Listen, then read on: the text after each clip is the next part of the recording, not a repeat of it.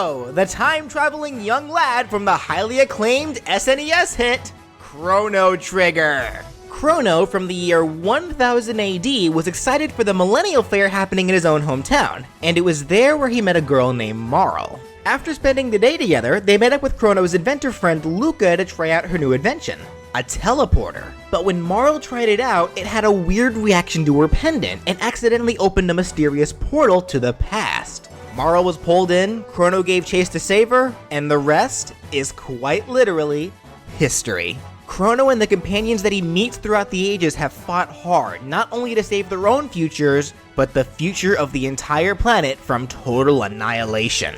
And today, Crono will be fighting just as hard in a whole new kind of timeline, the Smash timeline. So getting right into things, Crono would be a fairly average mid-weight class character. He'd have 2 jumps, and he would be able to wall jump.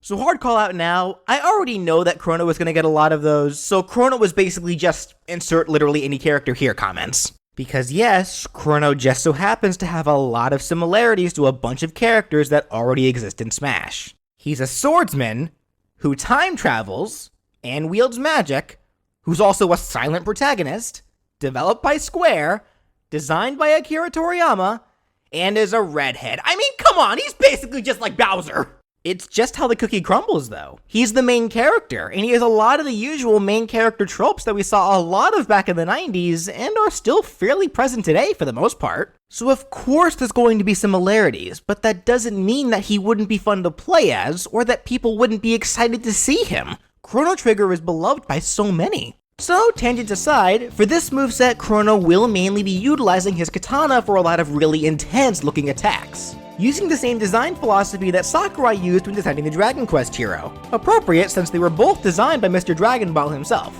And starting with his jab, Crono can have a 3-hit jab that can lead into a rapid jab.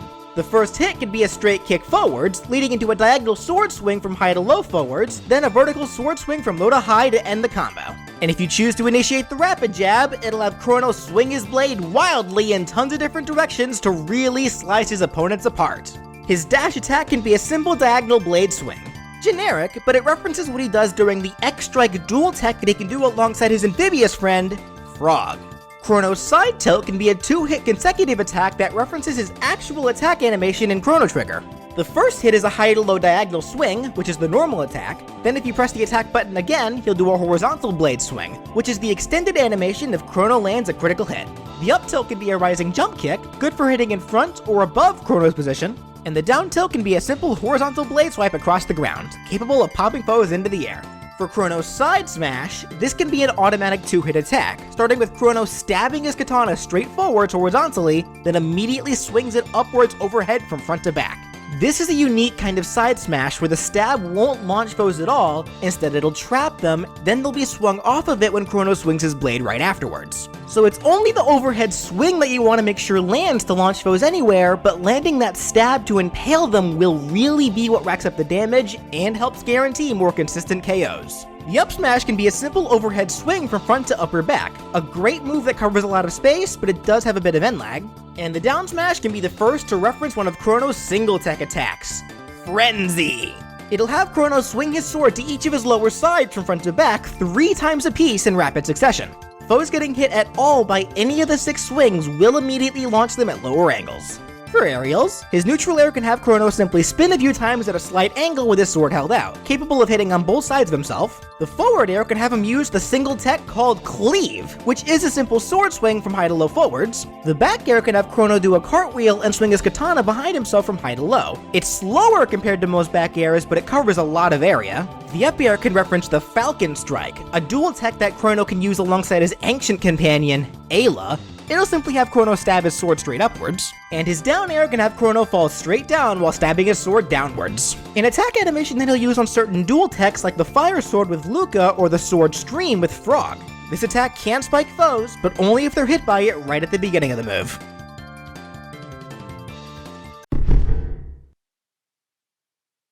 Crono could grab with one arm, then pummel with a knee jab. The forward throw can have Crono use a rising knee attack into the foe's gut, then immediately follow up with a kick from his other leg to launch the foe forwards at an upward angle. The back throw can reference a dual tech that Chrono has with his robotic companion from a destroyed future, Robo. Specifically the Cyclone Sweep, where Robo grabs Chrono by the ankles and spins him around while his sword is held out, except this time it'll be Chrono grabbing the foe's ankles to spin them around before throwing them toward the back. The up throw could be in reference to the aforementioned Falcon Strike dual tech that Chrono can do with Ayla, specifically the part where Ayla throws Chrono into the air to initiate the attack. Though, like before, instead of Chrono's companion throwing him around, it'll be Chrono throwing the foe around, throwing the foe straight up into the air with both arms. And the down throw can be a simple slamming move where Chrono throws the foe into the ground, bouncing them into the air.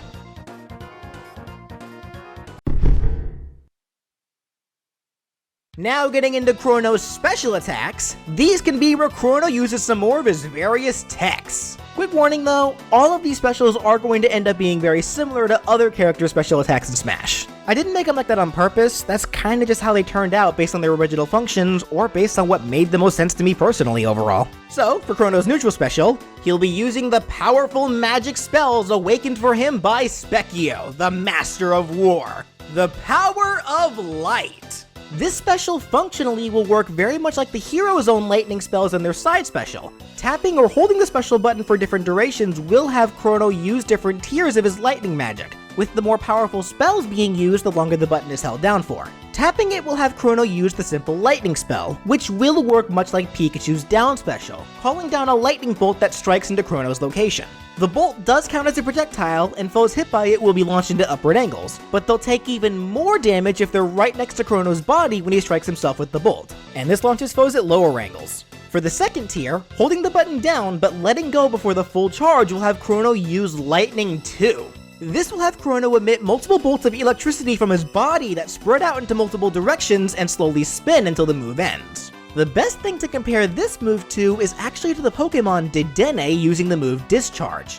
Any foe hit by the lightning will be stuck in it, taking damage until they're launched when the attack concludes briefly after it starts. It's a great move for crowd control, but it will leave Chrono a bit vulnerable afterwards. And for the final tier of the neutral special, which only requires you to hold down the special button for the full duration of the charge, it'll have Chrono use his most powerful light spell, Luminaire. This will have a large dome of light slowly expand outwards from Chrono's body, then release a quick light burst at its peak size. This is a devastating move that'll trap any foe who touches it, racking up their damage until they're launched away by the burst of light. It's powerful, but it is slow, with most foes easily being able to outrun the light dome, and Chrono is left open for quite a bit after it finishes. All three light spells add different strategies and options for Chrono to use, but of course, using them too much can lead to becoming easily predictable, and long-range fighters can knock Chrono out of his spells if he's attacked during them. Next up for Chrono's side special, this could have him use the tech called Wind Slash. Taking a page from another fellow spiky-haired Square rep, this has Chrono shoot a wave of energy from his sword that travels across the ground as a projectile. It deals small flinching damage, will stop at ledges, and if it's used in the air, it'll only fly about half of the distance. Unlike Clouds though, it won't disappear after hitting a foe. True to its game, it can hit multiple foes in a row, and will only stop after reaching its peak range, colliding with a solid part of the stage, or if it's shielded.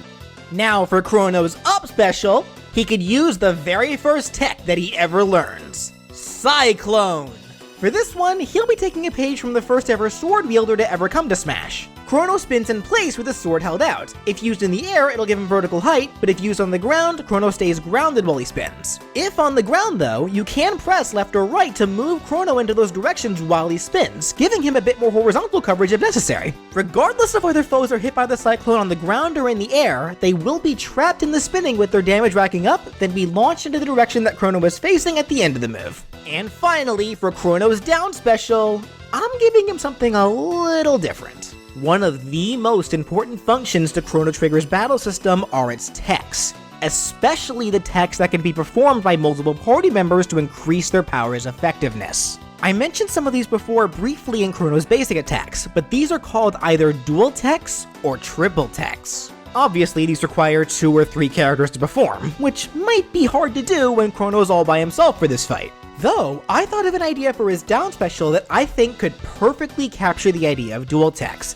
except Chrono won't be using the assistance of his allies, he'll be using the assistance of his opponents. I'm calling this down special Magic Sword. Functionally, this attack will be working very much like Incineroar's down special, but there will be much more to it than just that. It is technically a counter move that could reference the Rage Band accessory, but the main inspiration for the Magic Sword will be the various dual techs that involve Chrono's companions imbuing Chrono's sword with their own magic power, so that Chrono's strike is not only so much more powerful, but also has the same attribute of the magic his blade was given. Activating Magic Sword will have Chrono enter a counter stance, and getting hit during this counter stance will not only greatly reduce the amount of damage that he takes, but it also causes Chrono's sword to be imbued with an element. There are 5 possible elements that I'm going to be using: fire, ice/water, light, dark, and finally a non-element called neutral. And before you ask, no. The possible elements that Chrono's sword can be given aren't random. They are predetermined by the characters that attacked Chrono.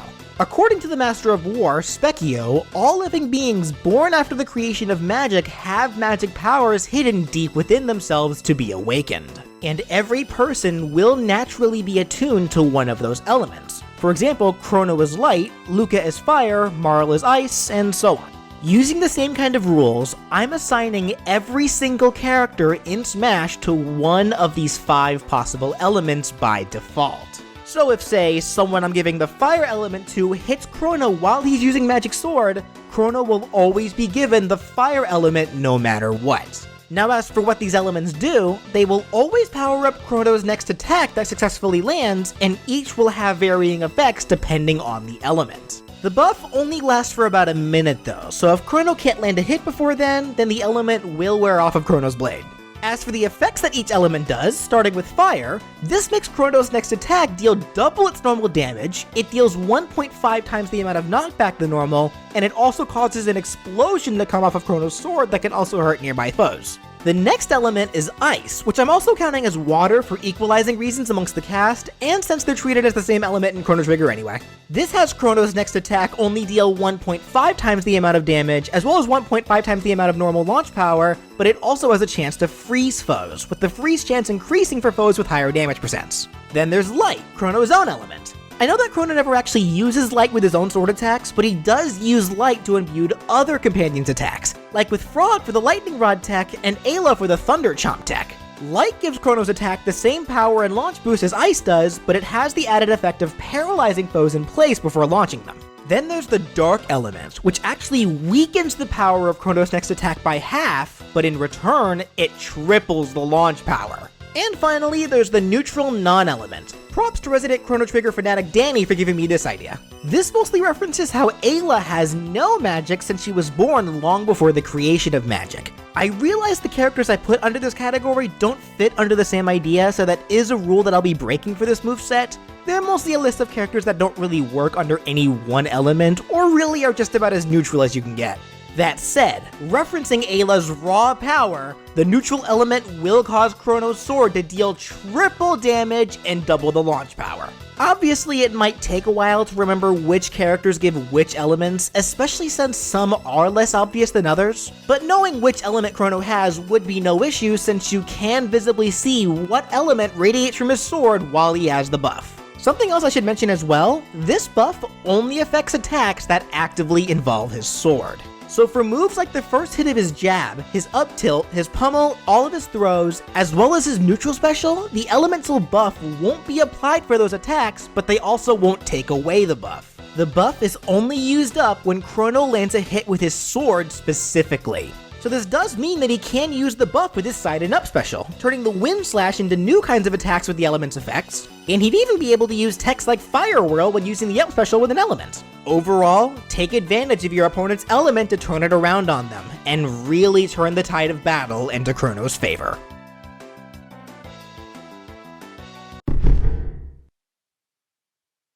For Chrono's final smash, it'll be a cinematic final smash having Chrono use his techs. But it won't be single techs or even dual techs. No, my friends, it'll be triple techs. Initiating the final smash will have Chrono pull out the gate key and open a large time gate behind himself. And any foe who's too close will be pulled through time, and Chrono will give chase while also being accompanied by 2 of his companions. Which companions, though, depends on how many foes are pulled into the time gaze. If it's only one, then it'll be Marl and Frog that appear to help Chrono pull off the Frost Arc tech.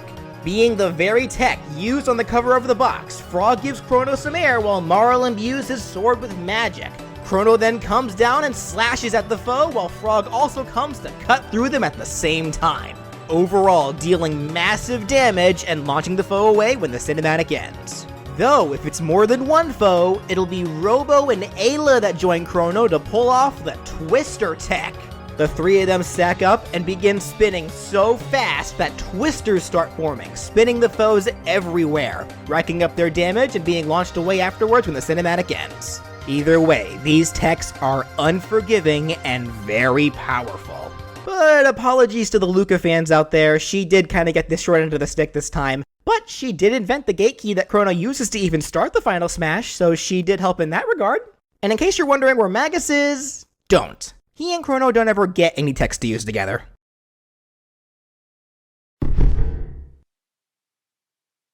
For colors, he of course has his default design, and his ult can be based on his companions, starting with colors based on the tomboy princess, Marl, then his nerdy childhood friend, Luca, then the cursed warrior Glenn, also known as Frog. Here's the robotic companion from a doomed future, Robo. Then the warrior chief of the cave people, Ayla. And then the demon lord himself, Magus. And for the last ult, since we're out of party members, it can just be the colors that reference Chrono's wedding attire when he gets married to Marl at the end of the game. For his stage intro, it can show a time gate opening up with Chrono exiting from it, after which the gate closes behind him. For taunts, his first can show him doing a few quick practice swings with his sword. His second can show Chrono's cat appearing out of nowhere from between his legs, causing Chrono to lose his balance as the cat runs off. A slight homage to the hero's taunt with the slime, except it's a kitty cat. And his final can show Chrono being silly as he spins in place and clucks like a chicken. As goofy as it is, Chrono does do this at the request of the greedy mayor of Poor to entertain him, and for a free 10G. And finally, for Chrono's victory animations, his first can be his own iconic winning animation that he does at the end of every one fight, sheathing his blade, then does a fist bump. His second can show Chrono stabbing his sword into the ground, sitting down next to it, then nodding off for a well-deserved rest, referencing Chrono's somewhat sleepier side, as well as one of the possible endings of the game. And his final can show Chrono put his sword on his shoulder, hand on his hip, and give a loud and hearty laugh, ecstatic with himself for a job well done.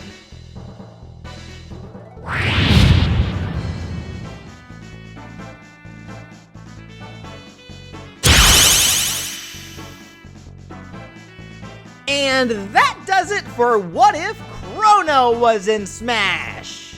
Yes, he has a ton of similarities to other characters. It's bound to happen when you have so many characters in one place with a lot of the same tropes. But I don't think that make him, or any of those other characters for that matter, any less fun to play as. Chrono's still a great character, and I know there'd be tons of people who would love nothing more than to see him in Smash. But if you don't, and if he did get in, hey, you could always recreate his death scene. Anyways, if you enjoyed what you saw and would like to see even more characters be given possible Smash movesets, be sure to subscribe. And if you want to support the show and help me be able to make more content for you guys, you can click the join button either below the video or my main page to become a sponsor for my channel. Doing so will get you access to my private Discord as well as channel emotes. You can guarantee that your name appears in my videos, or even get the option of knowing what if character is coming up next a week in advance. I'd really appreciate anything that can be contributed. And, of course, if you have a character that you want to see be given a possible Smash moveset, leave a comment down below or contact me on Twitter at BrawlFan1 on Twit. I hope you all enjoyed, and thank you so much for watching!